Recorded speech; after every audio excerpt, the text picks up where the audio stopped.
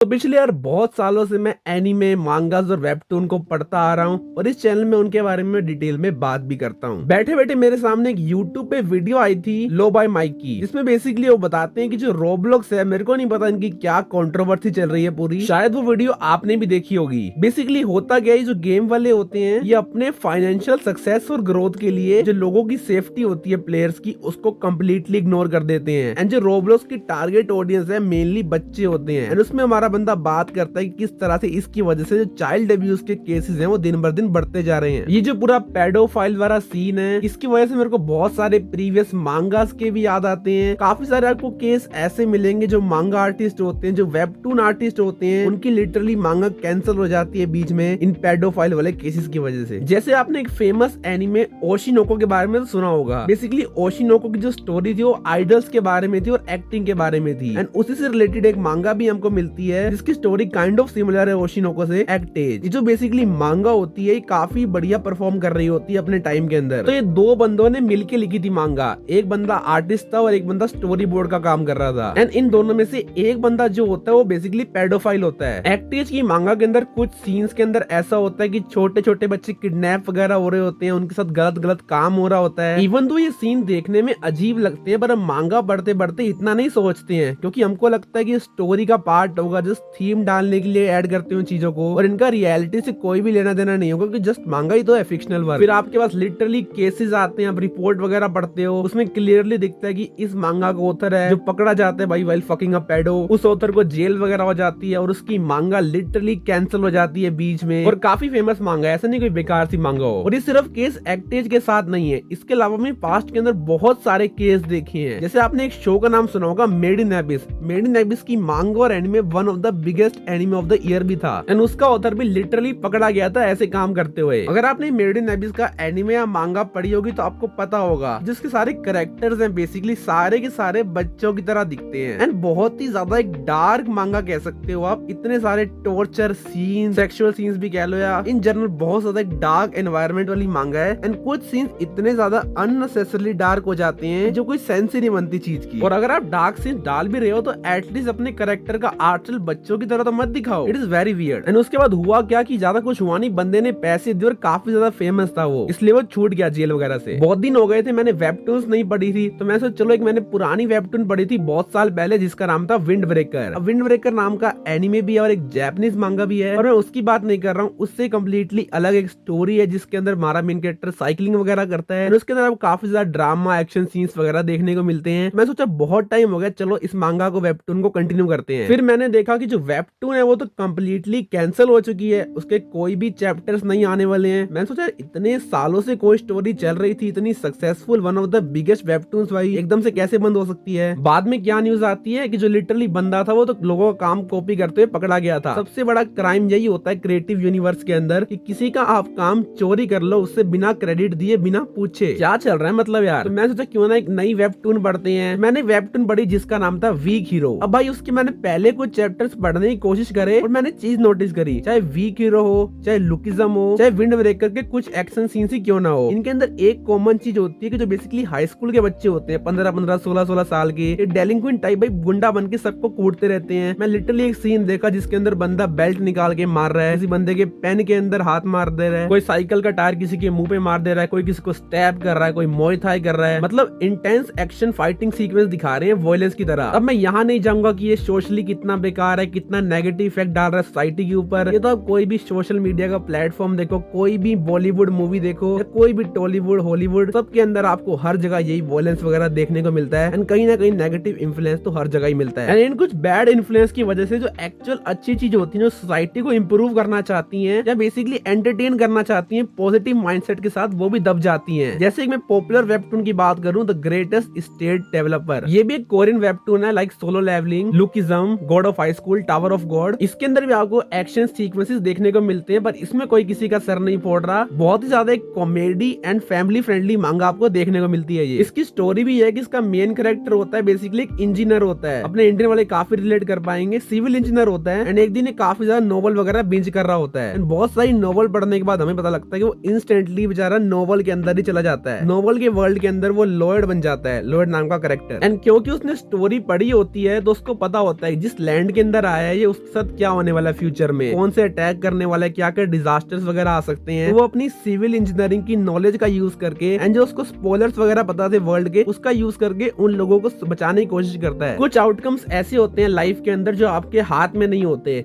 फिर भी उनको टैकल करने की कोशिश करता है हमारा लॉयड। इस वेबटून को पढ़ने के बाद आपके माइंड के अंदर एक पॉजिटिव इंपैक्ट आता है एंड आपको बताते हैं कि लाइफ को पॉजिटिवली कैसे देखते हैं। ऐसी कुछ वेबटून्स भी हम पढ़ सकते हैं जिनसे आपको एक्चुअल में कुछ सीखने को मिले, रेदर देन जस्ट क्रिएटिंग और watching the story with pure violence and blood. और यहाँ बैठ के मैं किसी भी वेबटून को, मांगा को या एनिमे को बुरा नहीं बोल रहा हूँ, मैं जस्ट अपने ओपिनियन शेयर कर रहा हूँ एंड ये सब एक्चुअल में अपने अपने सोर्स ऑफ एंटरटेनमेंट है और खुद की टारगेट ऑडियंस है इनकी। यानी किसी एक टारगेट ऑडियंस के लिए नेगेटिवली इफेक्ट हो सकते हैं और किसी के लिए पॉजिटिव। बाकी ज्यादा स्ट्रेच नहीं करूंगा इस पे मैं। आपका क्या ओपिनियन है इनके बारे में कहना आप बता सकते हो। तब तक के लिए थैंक्स फॉर वॉचिंग।